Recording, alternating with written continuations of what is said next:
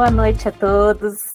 Estou muito feliz que nós tivemos bastante inscrição, tivemos até que fechar antes as inscrições, que a gente lotou a sala. Então, primeiro eu gosto, né, de agradecer a vocês aí pela disponibilidade, por estarem aqui com a gente essa noite. Segunda-feira, que é da Bahia, né, no início do carnaval, é muito gostoso ver a sala cheia, tá bom? Então, muito prazer, meu nome é Viviane, eu sou nutricionista e coordenadora do IENS, o Instituto de Educação em Nutrição e Saúde. Nós trabalhamos com cursos intensivos, com cursos de pós-graduação, e o grupo de estudos, o GEANUT, que é um grupo por assinatura mensal, onde a gente disponibiliza a aula, onde a gente tem discussão de casos clínicos, tudo dentro de uma programação, mas que são aulas que ficam abertas na plataforma para assistirem sempre que for, né, sempre que quiserem, tá? Então, a gente trabalha nessas 3 linhas, né, então, tanto pós-graduação, curso intensivo e esse grupo, tá bom? Eu já vi aqui, né, na inscrição mesmo, alguns nomes, obrigada aí quem já é nosso aluno, amigos nutricionistas, colegas aí de profissão também, bem bacana, tá? Para a gente não ficar falando muito, eu já vou colocar a Fê. Então, esse é o nosso primeiro simpósio de suplementação nutricional. A gente está com uma pós para acontecer o mês que vem, e o IENS, esse ano, se propôs aí a fazer diversos eventos. Então, teremos os eventos online e também os cursos presenciais, tá? Esses cursos presenciais acontecem aqui em São Paulo. Então, quem é de São Paulo tem essa possibilidade. Mas vocês, tendo esse cadastro aí, vocês, com a gente, vocês vão estar recebendo, tá bom? Então, eu quero apresentar para vocês a Fernanda, que vai começar. Ela é farmacêutica, mas aí eu vou deixar ela se apresentar melhor aí da linha de trabalho dela. Ela é da Bahia, então vai ser muito gostosa, porque é um sotaque maravilhoso, adoro falar com ela, que ela te dá uma calma. E aí depois a gente tem a Sula, tá? Falando sobre a suplementação pelo nutricionista. A gente tem outros profissionais aqui na sala, tá? Mas ela vai trazer o que o nutricionista pode ou não, que ela participou junto ao conselho, tanto de nutrição como até o de farmácia, na elaboração de um guia. Não sei se vocês entraram no site, lá tem, no nosso site do IENS, lá tem o guia para fazer o download, né, de prescrição, que ela vai comentar aqui em aula, tá bom? Fê, muito obrigada pela parceria, por aceitar o nosso convite.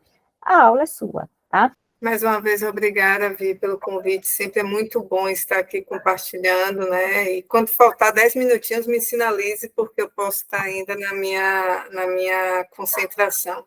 Boa noite a todos, a todas, a todos. Eu sou Fernanda, branca, de cabelo preto e branco, com óculos de armação transparente, e de batom vermelho com a blusa rosa, né?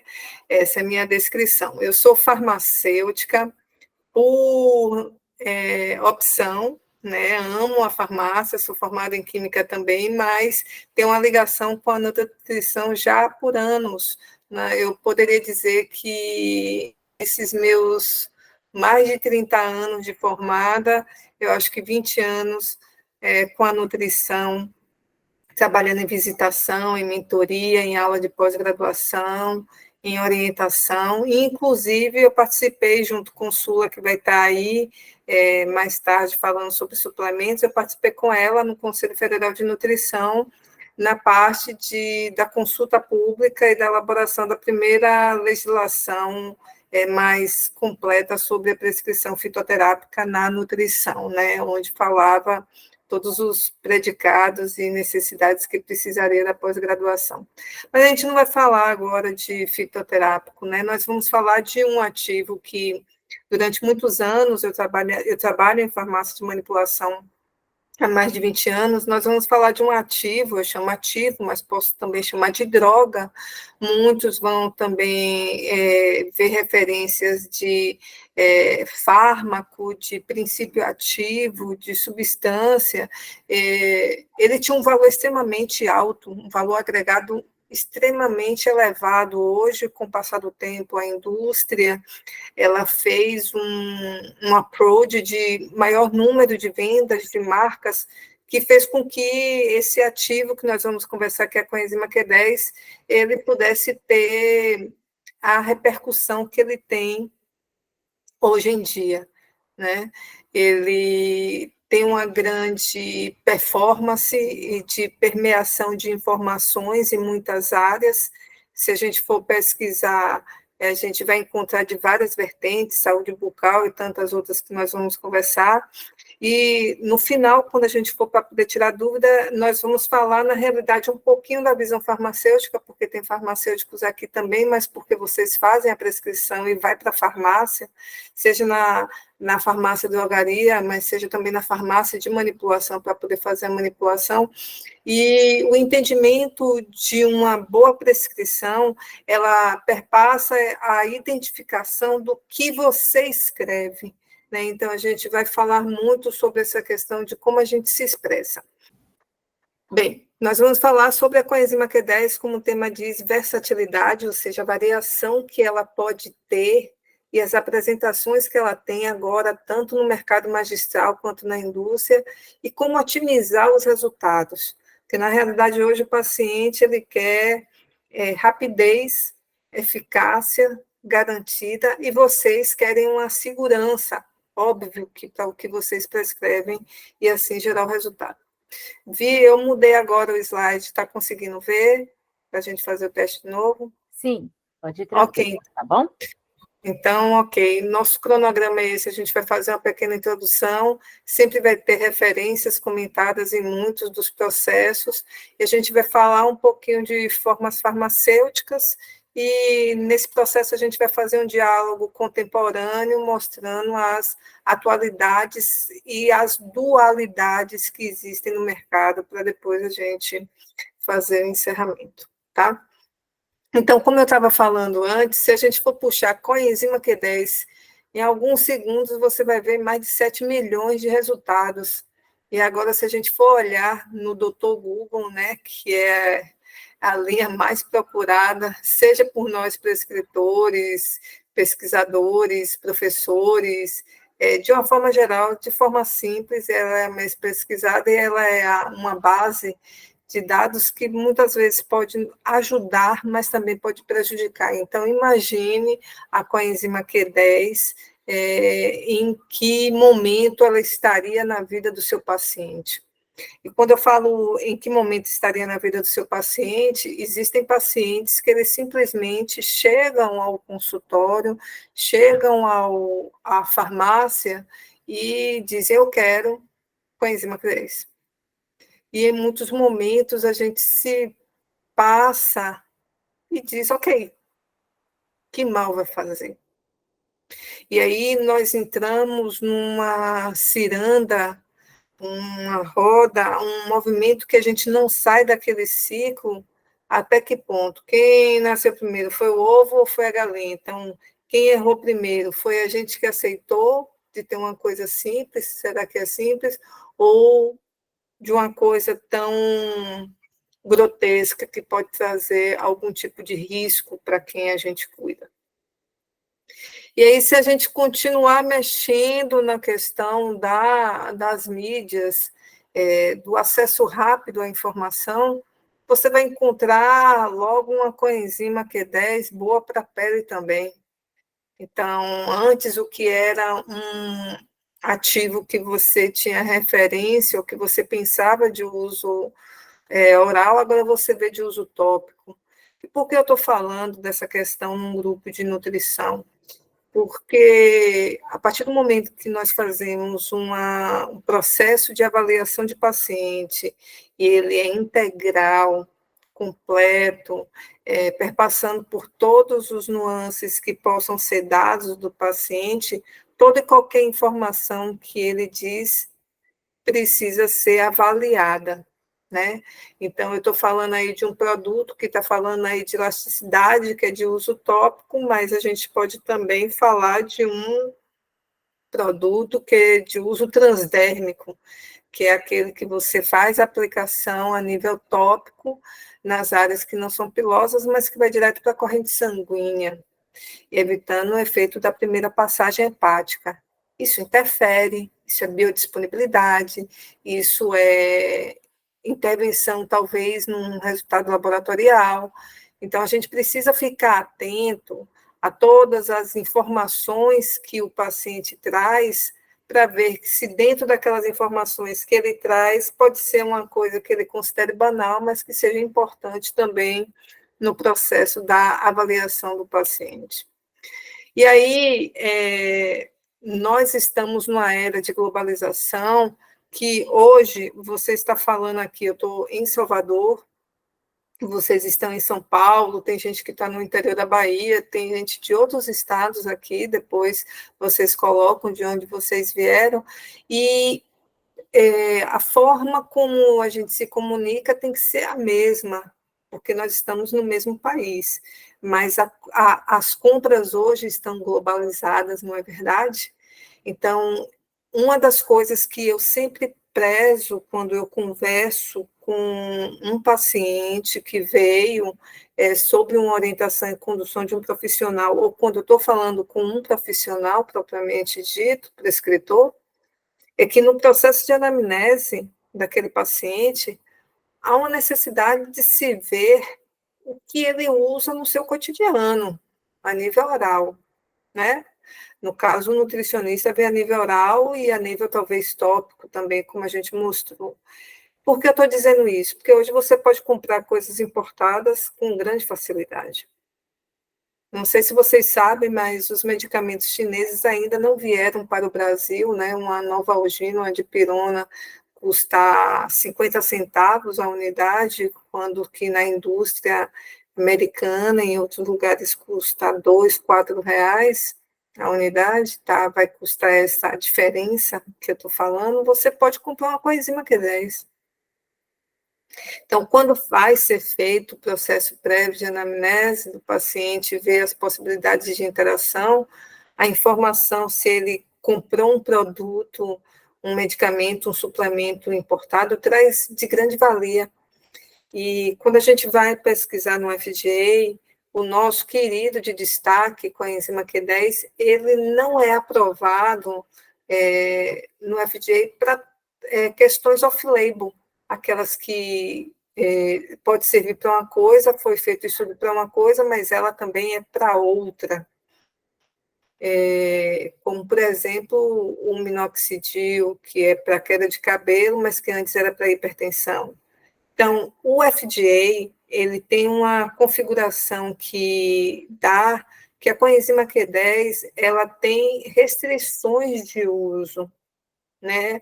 Principalmente no efeito que a gente vai falar, que é uma das questões que mais é colocada em voga do uso da coenzima Q10, é de questões cardíacas.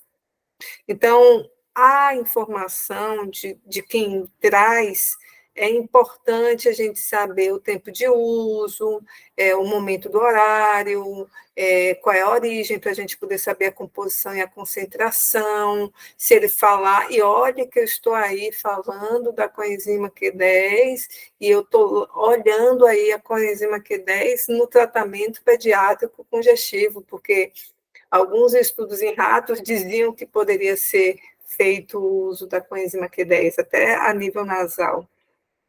Então, essas informações que são colocadas de fácil acesso precisam ser controladas, e somos nós, profissionais de saúde, que precisamos controlar, orientar, sedimentar, tranquilizar o paciente que vai estar conosco, né? Isso aqui, enquanto a gente está falando de o que é que aparece no mercado, né? Nós estamos aqui numa base de dados acadêmico, e aí eu saio do lado leigo e vou para o lado mais específico do uso da coenzima Q10 para blefaroplastia. A coenzima Q10, aí, nesse caso, com aplicação de plasma, a associação plasma com coenzima Q10, ele foi feito transdérmico. E ele diz que há uma necessidade de fazer revisões, mas que teve um resultado promissor. Mas por que você está falando disso? Porque não me interessa, eu não faço tratamento de blefaroplastia em pacientes. mas foi o estudo de transdérmico que o paciente utiliza durante um tempo, que pode ser o tempo que você está fazendo a anamnese dele, o momento que ele vai fazer o seu tratamento, as suas orientações, né? E hoje a coenzima Q10, ela tem como característica, você vai ver inúmeros nomes que pode ser dado. O mais conhecido é o biquinona, mas pode ser o bidecarenona, como pode ser simplesmente a coenzima Q. E tem algumas receitas que eu já recebi em farmácia chamada coenzima. Olha que a gente tem outros tipos de coenzima. E nessa questão da prescrição, há uma fragilidade para a farmácia a partir do momento que a receita não está completa.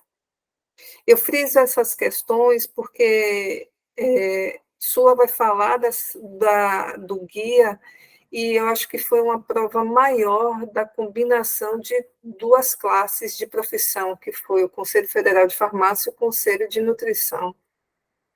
E foi na associação delas, beneficiando em maior destaque o paciente, que foi colocado algumas questões a nível suplementar, incluindo a coenzima Q10. Então, quanto maior a clareza nas informações da prescrição, que na realidade é o maior documento para o paciente, não é o prontuário naquela situação, porque o documento que está na mão dele é a receita, isso traz maior segurança para ele, isso demonstra uma seriedade maior, isso faz com que evite-se falhas no processo de quem vai fazer a dispensação, e isso serve como prova também de todas as ações envolvidas, seja da farmácia e também do nutricionista. É importante a gente falar, mesmo sendo farmacêutico, as pessoas chamam o farmacêutico como bioquímico, né? Porque trabalha com a química aplicada no corpo, mas a parte bioquímica, ela também perpassa por exames laboratoriais. Mas se a gente não pensar por exames, a gente pensar só na molécula, quimicamente falando, ela vai ajudar a fazermos analogias para o que a gente vai comentar daqui a pouco sobre prescrição nutricional. Então, a coenzima Q10, ela é lipofílica. Ela tem um anel benzênico, então aquele anel aromatizado, né? Que tem uma cadeia lateral com vários carbonos, fazendo com que a estrutura dela, quando você olha, só por ter vários carbonos, vai ter oxigênio, tem hidrogênio, aquilo ali tudo é a maior característica, que ela é essencialmente lipofílica.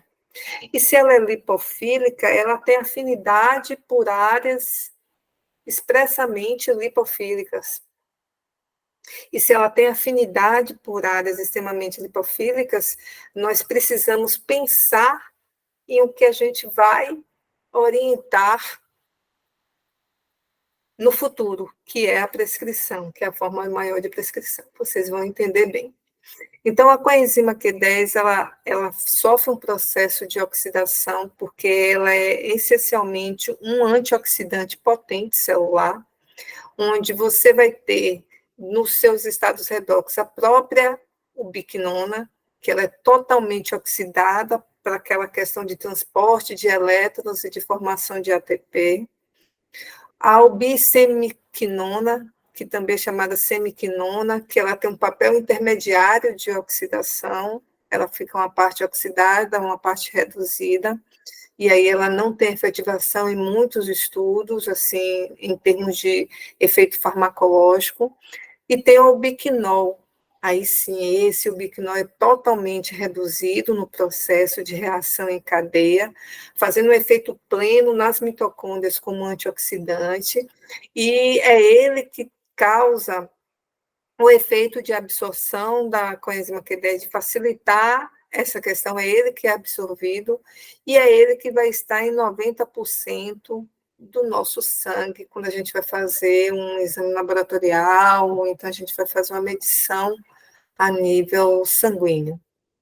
Por que isso é importante ser falado? Porque quando a gente pensa que vai fazer um exame laboratorial, a gente precisa ter em mente o que é que nós vamos pedir. Não é simplesmente achar que a gente vai pedir só um hemograma, ou então, como eu vejo algumas pessoas que têm dúvida entre testosterona livre ou não testosterona, quando ela coloca a testosterona, ela tem uma interpretação a nível bioquímico diferente. Quando faz testosterona livre, é aquela que está solta na corrente sanguínea, que não está ligada a nada. Então, a gente precisa saber interpretar os exames laboratoriais, e, nesse caso, o ubiquinol é aquele que vai estar sendo, na realidade, o de maior interesse no processo bioquímico. Isso é importante ser gravado, porque quando nós formos fazer pesquisa de banco de dados acadêmicos, esse ubiquinol vai aparecer em muitos momentos.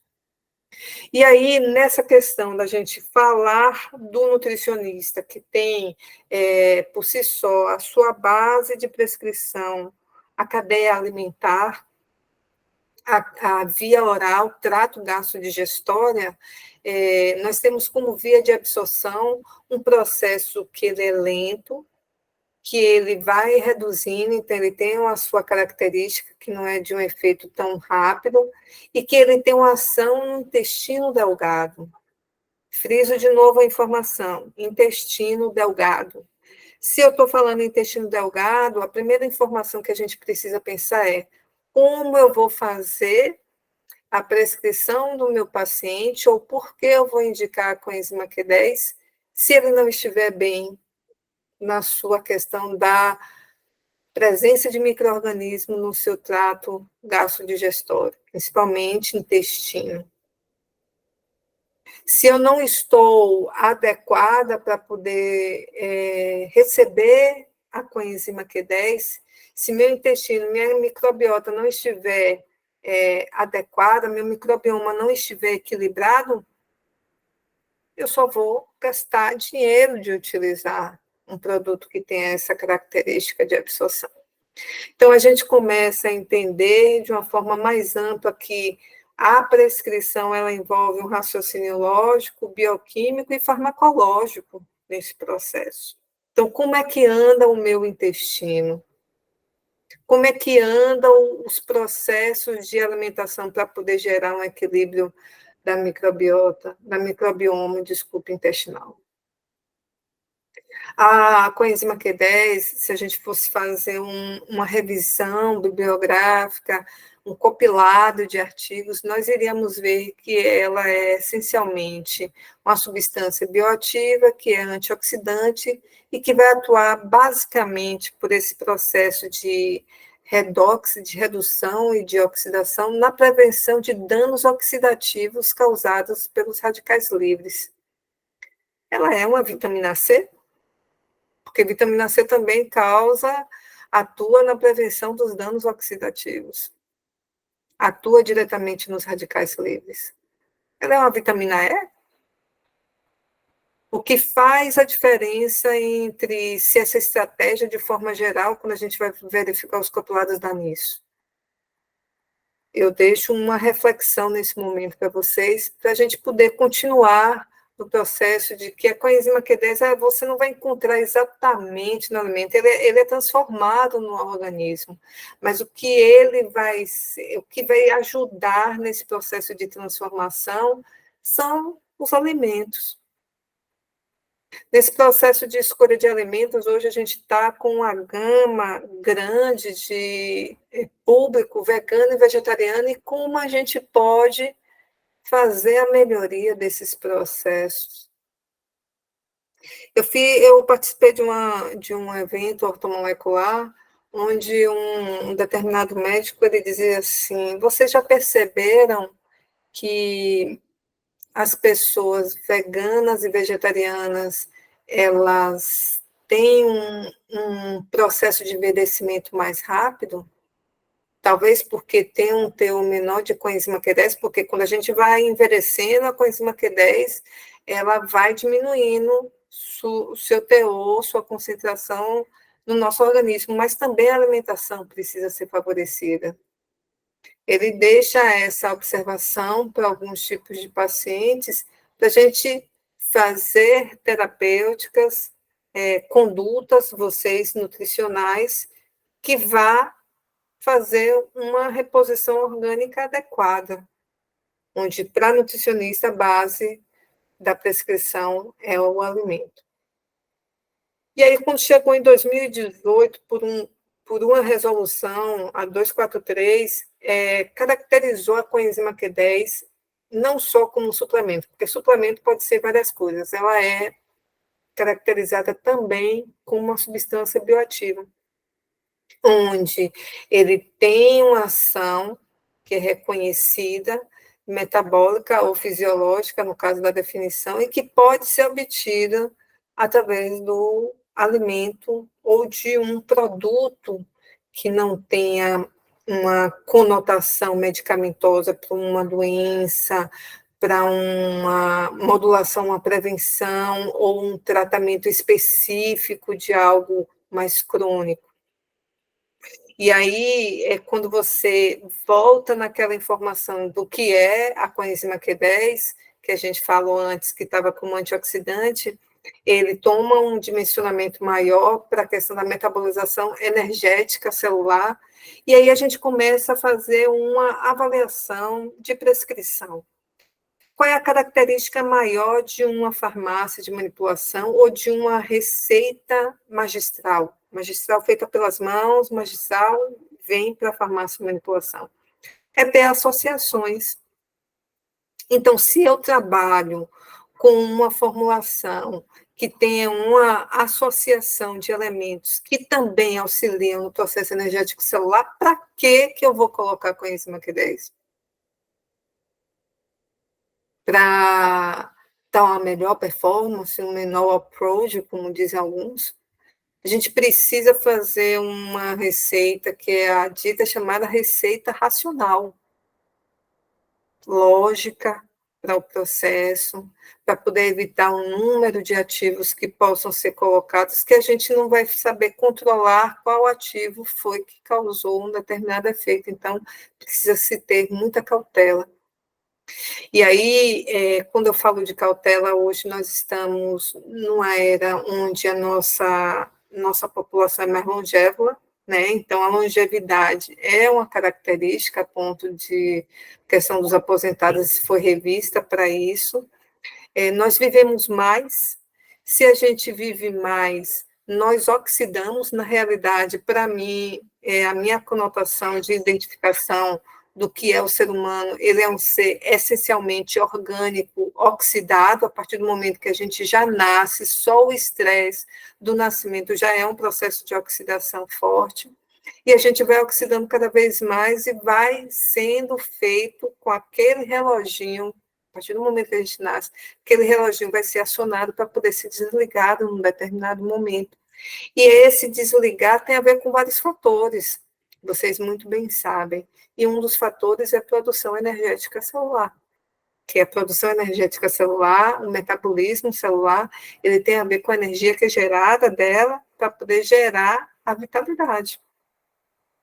E quando a gente está falando hoje de um grupo de pessoas que teve Covid, um grupo de pessoas que teve reincidência de Covid, um grupo de pessoas que teve problemas cardíacos acentuados depois disso, que estão tendo problemas cardíacos acentuados, percebe-se hoje uma mobilização de artigos intenso do bioativo que eu estou conversando, que é a coenzima Q10, para fadiga, que ele reduz a disposição ao cansaço, então ele dá um melhor, um upgrade, que ele perpassa na possibilidade de você poder utilizar com um aminoácido, como, por exemplo, a L-arginina. E aí você começa a ver qual é o público que eu vou atender. É um público idoso, meia idade, criança. Se um meio idoso, eu tenho certeza que os níveis de coenzima Q10 dele já estão baixos. Mas ele faz uso de quê no ciclo de vida daquele momento? Será que eu não estou trazendo um inconveniente para o paciente? Mais um produto? Quando se faz uma prescrição, ele também tem a ver com o processo comportamental e emocional do paciente, para que você possa gerar também uma qualidade de vida para ele.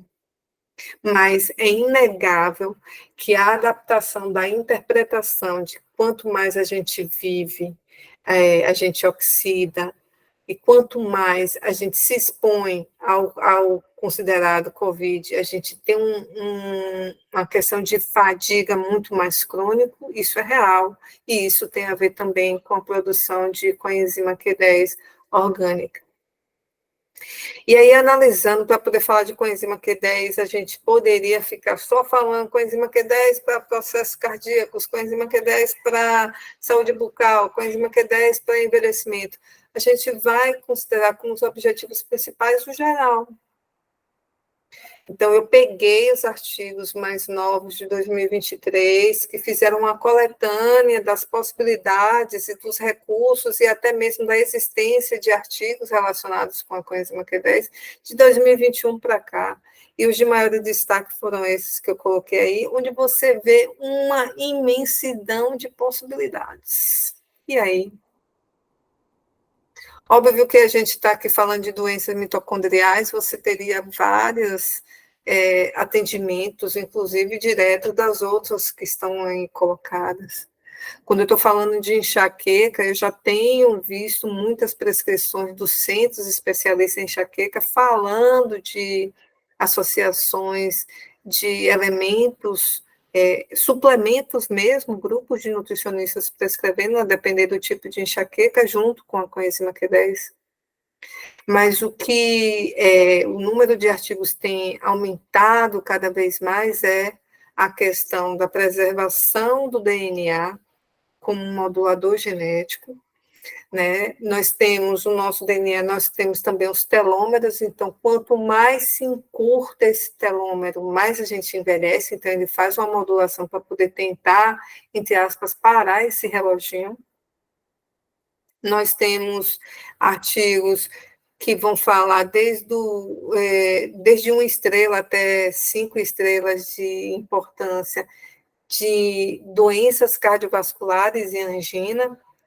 A questão da síndrome de Down tem sido colocada como uma prerrogativa de referência grande, desde quando a criança começa a fazer uso de suplementação, mas o crescimento em questões de uso para proteção muscular, para fibromialgia, para doenças degenerativas, como o caso do Parkinson e Alzheimer, tem tido um crescimento em possibilidades de aplicabilidade, né?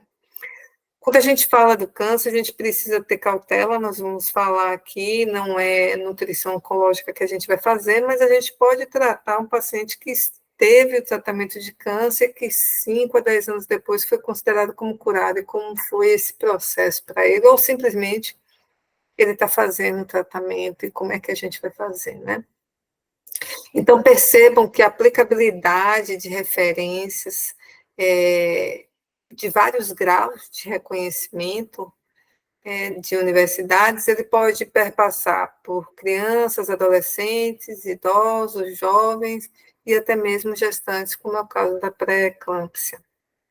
Então, nós estamos trabalhando com um comentário aqui de uma suplementação que ela permeia várias possibilidades. Quando a gente começa a se identificar com um ou com outro, a gente se aprofunda melhor e verifica se realmente, de acordo com a conduta que vai ser seguida, a gente pode trazer esse recurso também. E aí, quando a gente vai falar da farmacologia, nós vamos falar, neste momento, da farmacologia oral, que é a que interessa aqui no nosso público, né?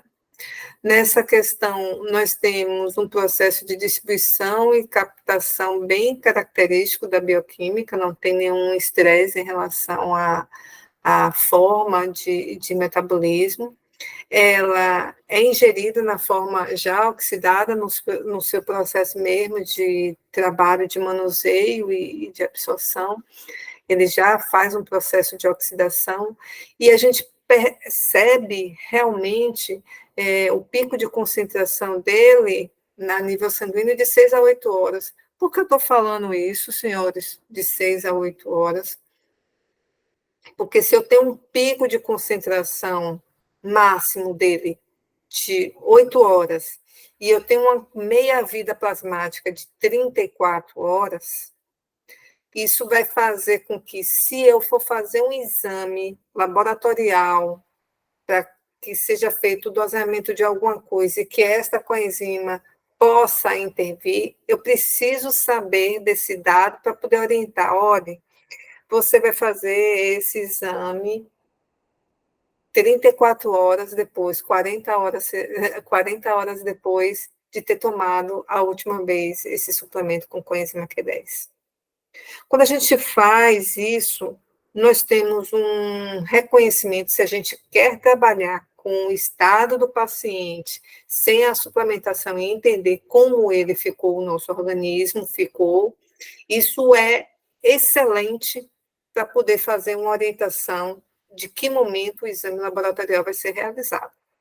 Não sei se vocês já se preocuparam com essa questão, porque é feita a solicitação de exame, tá, você faz o exame e volta daqui a um mês, daqui a 15 dias. Sim, mas quando é que eu vou fazer? Não sei se teve algum paciente que já perguntou em que momento. Isso tem se tornado cada vez mais frequente, esses questionamentos dos pacientes, né? A biotina é uma das questões que são mais destacadas nesse processo de exames laboratoriais, mas a coenzima Q10 também é importante para esse processo de forma indireta em relação a determinados parâmetros que possam ser intervidos no processo oxidativo. E aí, quando a gente vai olhar essa coenzima Q10, realmente ele é considerado um suplemento e observa-se que poucos efeitos adversos graves podem ser observados, pelo menos das pesquisas que foram feitas, mesmo que o paciente tenha utilizado a longo prazo, como eu já tenho visto pacientes que estão usando há mais de 10 anos. Raramente ele dá um problema de efeito gastrointestinal, porque ele não é um produto que vai interferir no processo da microbioma. E ele não é uma dose dependente, então, quanto maior a dose, maior a possibilidade. Não existe referência em relação a isso, mas óbvio que a gente não vai fazer o processo do arriscar ou de colocar doses maiores para o paciente sem necessidade, certo? Em função disso, a gente percebe que a gente tem os efeitos adversos graves, são poucos que pode causar, bem leves, na realidade, e efeitos colaterais tóxicos ou processo de sobredosagem não é que nunca foi, desculpem, não há registros oficiais em relação a essas características. Sendo assim, em todos os países, principalmente Brasil, Estados Unidos e Alemanha, que eu verifiquei, ele é considerado um suplemento seguro e bem tolerável para os pacientes. E, normalmente, as referências que estão sendo ditas são de adultos, né, e de jovens, de 18 a, normalmente, 50 anos. Quando a gente vai falar de contraindicação, a maioria das contraindicações são realizadas com as características de outros tipos de suplementação ou até mesmo de medicações orais, como, por exemplo, pacientes renais graves. O processo de metabolização dele é lento, e olha que ele já tem uma lentidão no processo dele, que a gente já conversou antes, né, da bioquímica da coenzima Q10, mas o próprio processo renal também agrava essa questão do metabolismo. As reações adversas, se ocorrerem, que é muito raro, se envolve com a palpitação, um processo de sudorese, até mesmo insônia e pequenos distúrbios gastrointestinais, mas que não deve ser colocado como uma questão que nunca vai existir. Ou, antigamente, não se falava de síndrome de Down, antigamente não se falava de autismo, e hoje é muito comum nós termos, ou na nossa família, ou com o nosso amigo, alguém que tenha por perto essas pessoas especiais. Então, a gente precisa perceber que, quando um paciente ele relata uma reação, um efeito, ele precisa ser ouvido e não pode ser descartada a informação e precisa ser monitorada. E uma das questões muito importantes, quando eu falei de concentração plasmática de minha vida, é que se esses pacientes, eles fazem alguns comentários como esse das reações adversas, a gente vai fazer, você está quanto tempo utilizando, qual foi a última vez que você utilizou esse produto, a gente vai verificar se houve uma associação característica, como, por exemplo, pacientes que já têm processo de sudorese elevada, ele precisa, você não vai ficar falando para não estimular isso, mas ele precisa ser monitorado, né? Então, existem algumas técnicas que são colocadas que quando você vai cumprimentar o paciente, pega na mão dele para poder observar a temperatura, isso já é uma característica de anamnese, eu não sou nutricionista, mas é um processo que alguns fazem, então você vai percebendo que quando você vai fazer comentários, vai fazer no seu processo de anamnese, algumas coisas precisam ser observadas também, tá? E em todo momento que a gente está falando de referência, as referências elas precisam ser muito bem dadas e convertidas para o entendimento da coenzima Q10. Então, a ingestão é oxidada e convertida para a forma reduzida, certo? Ela é incorporada e ela é captada pelo fígado, porque se você faz via oral, a questão da degradação, da metabolização hepática, o efeito da primeira passagem, a gente não pode negar isso. Então, como é que anda seu fígado? Que 90% praticamente de tudo que a gente ingere, a metabolização é hepática, onde ele vai ser incorporado em determinadas lipoproteínas de maior e menor densidade, e ele vai se concentrar depois em determinadas partes do corpo, como, por exemplo, o rim, que a gente falou, que a gente tem que ter cuidado, o miocárdio, por isso que ele também tem grandes estudos em relação a questões, doenças cardíacas, as glândulas suprarrenais e o baço. Nesse processo, quando a gente vai olhar algumas referências que a gente encontra em relação a alimentos, ele fala que a absorção diária, se a gente fosse dizer de uma necessidade de ter no organismo, seria na forma de alimentos em torno de 2 a 10 miligramas, e talvez uma necessidade que possa existir quando você faz o uso oral, que ele faz a conversão da oxidada para a forma reduzida, ele ser captado a 200 miligramas. Na forma de 200 miligramas, você consegue absorver a quantidade suficiente que o organismo precisa. Ok? Oi? São 10 para as 9, tá bom? Você pediu para avisar? Então, eu vou dar uma corridinha aqui. Então, aqui, eu estou deixando aqui a referência da Anvisa, que ela tem a questão dos limites máximos e mínimos, e na recomendação da Anvisa, ele não considera limite mínimo, porque ele acredita que tem que ser feita uma avaliação, inclusive nutricional, mas para a Anvisa, ele considera 200 miligramas ao dia, e mesmo assim, ele fala que, independente disso, ele é seguro. Então, aí vem ao guia que Sula vai falar, onde ele fala do contexto magistral e suplementar, as substâncias bioativas, onde está incorporada a coenzima Q10, também é informada a questão do cuidado com o medicamento industrializado, se estiverem em forma de compostos, e a prescrição do nutricionista pode ser feita na forma magistral ou na forma suplementar. Aqui é para poder demonstrar que existem vários estudos das mais variadas quilates de dizer, precisa ser reduzida a dose, eu tenho dose de coenzima Q10 aí de estudos de 500 miligramas, mas a Anvisa caracteriza para registro de suplemento apenas 200 miligramas. E aí, quando a gente vai ver a questão dos estudos, a gente vai encontrar estudos que possam interferir na parte da mitocôndria, como é a questão da síndrome mitocondrial e da síndrome de fadiga crônica.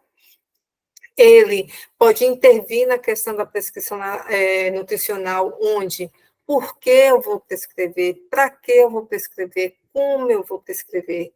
E aí, nessa questão, a gente tem a coenzima Q10, que é a APO, que todo mundo conhece como aquela amareladinha que pode ser fracionada ao dia, com várias indicações que vocês veem lá nos eventos que vocês participam, ou numa única dose.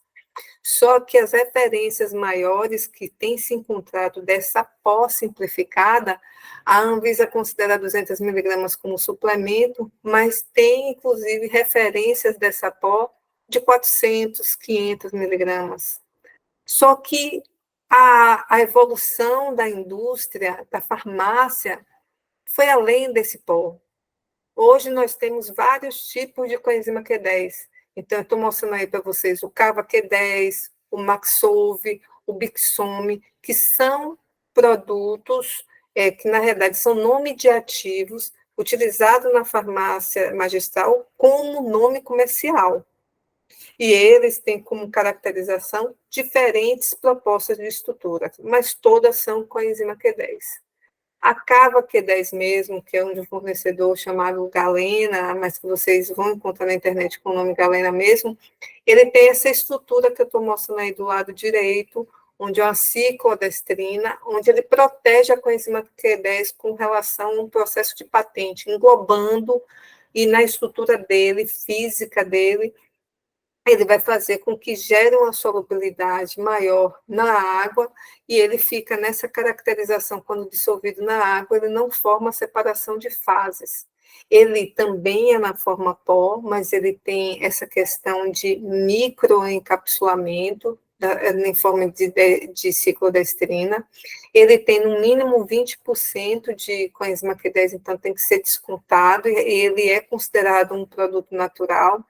E ele vem com propostas. Na realidade, eu não estou fazendo propaganda aqui de produtos, não, viu, gente? Eu estou querendo dizer quais são as opções que tem no mercado magistral. Tem esse Cava Q10, que se diz ter 1.800% de maior biodisponibilidade por causa dessa estrutura, que tem uma parte lipofílica e outra hidrofílica, que faz a permeação maior. Ele garante, segundo ele, fazendo um estudo dele, do próprio Cava, com a coenzima Q10 normal, ele tem uma biodisponibilidade maior in vitro, pelos estudos dele, mas o mercado absorveu um outro produto que é essencialmente líquido, como, por exemplo, o Maxolve, que ele é em forma de nanoemulsões, vocês estão vendo aí as lamelas, que estão polares e apolares, que dão uma liberação prolongada em um único momento, e ele se diz 4 vezes mais superior do que a concentração usual, que é 500% de biodisponibilidade, e que ele só precisa ser feito em gotas. Então, o paciente não precisa fazer em cápsula, ele toma as gotinhas na água, dizendo-se ter maior praticidade. O Maxolve também foi feita uma referência, e aí a gente precisa ter lucidez para interpretar os dados. Então, coenzima Q10, você comparar uma coenzima em cápsula com o líquido tem uma absorção mais rápida, por causa dele não precisar se dissolver no meio orgânico, já que ele já está dissolvido. Então, a gente precisa interpretar essa absorção e entender quando a informação for recebida, né? E a última coenzima Q10 que existe no mercado, ela é em forma de uma patente de fitossomas, onde ele também tem uma estrutura parecida com o Maxolve, e ele se diz mais potente, 2 vezes mais, e ele tem a absorção muscular, que é importante para a questão do processo cardíaco. Então, perceba que você tem uma variação aqui de ações, aqui você está vendo o fitossome, do Bixome, que é proteger da ação gastro-digestória. Então, ele tem uma ação intestinal, que é o que a gente falou de absorção, e aí todos eles são sempre muito comparados com a coenzima Q10 original, dizendo, na realidade, os três querem dizer que maior biodisponibilidade tem a ver com a questão de comparar a coenzima pó com a coenzima que nós temos vendido. Então, esse processo de coenzima, o mercado está dando em vários formatos, tem vários valores, e como é que eu posso pensar em coenzima? Eu primeiro tenho que pensar na coenzima como essência. E para eu pensar na coenzima como essência, eu tenho que ver, eu posso associar? Se eu associar, eu associo com o quê? Bem, eu estou trazendo aí alguns estudos de associação positiva, que é, por exemplo, com selênio e com picnogenol para a questão cardíaca. Estou mostrando aí um artigo da coenzima Q10 com estatinas para a questão de diminuição dos processos dos efeitos colaterais da estatina. E aí tem um estudo bastante interessante sobre coenzima Q10 com antihipertensivos, que tem demonstrado que ele é um potente redutor de pressão arterial. Então, a gente tem que ter cautela com a hora que a gente vai utilizar a coenzima e a hora que vai usar o antihipertensivo. Fora isso, as associações de coenzima Q10, os estudos têm crescido muito, como, por exemplo, com a varfarina, mas que é usual, varfarina reduz a atividade, ele é um antitrombótico, mas com quimioterápicos, que diminui o efeito terapêutico dele, mas em outros momentos aqui eu estou fazendo uma revisão do resveratrol com a coenzima Q10, que diz que ele é promissor para os tratamentos em pacientes que estão com câncer, e que estão fazendo uso da ciclofosfamida, né?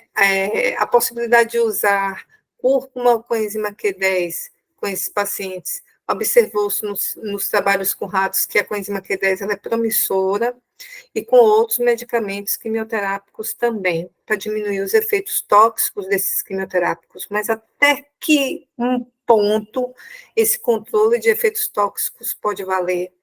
Percebe que um paciente, se comprar na internet coenzima Q10, ele pode estar interferindo no tratamento dele? Então, assim, os estudos estão aumentando cada vez mais da coenzima Q10, até mesmo relacionado à questão do controle de cortisol. Ele tem uns estudos interessantes que, quando você vai ver o seu T3 livre, precisa ser suspenso uma semana antes, como garantia para não interferir nos exames laboratoriais. Mas o que mais interessa, eu já estou finalizando, o que mais interessa para os nossos pacientes é a gente, independente se a gente vai prescrever coenzima Q10 ou não, é o que é que vai ser aderido para ele. Bem, eu vou ter uma prescrição de coenzima Q10, tá? Qual é a forma de apresentação que ele é melhor aceito? Qual é a praticidade de manuseio? De que forma vai garantir essa segurança e essa estabilidade? Porque se ele num chocolate que você tem que aquecer, você pode gerar uma instabilidade no ativo.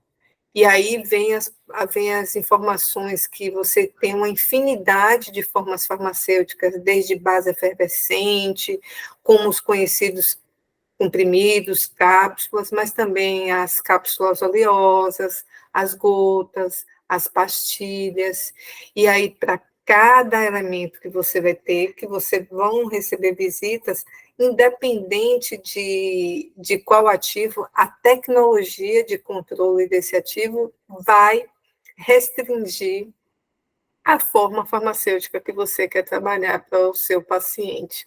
Então, perceba, por exemplo, aí que o fitossoma, você tem aí a questão do chocolate, mas não tem o uso dele em efervescente, porque o fitossoma ele é quebrado com a efervescência.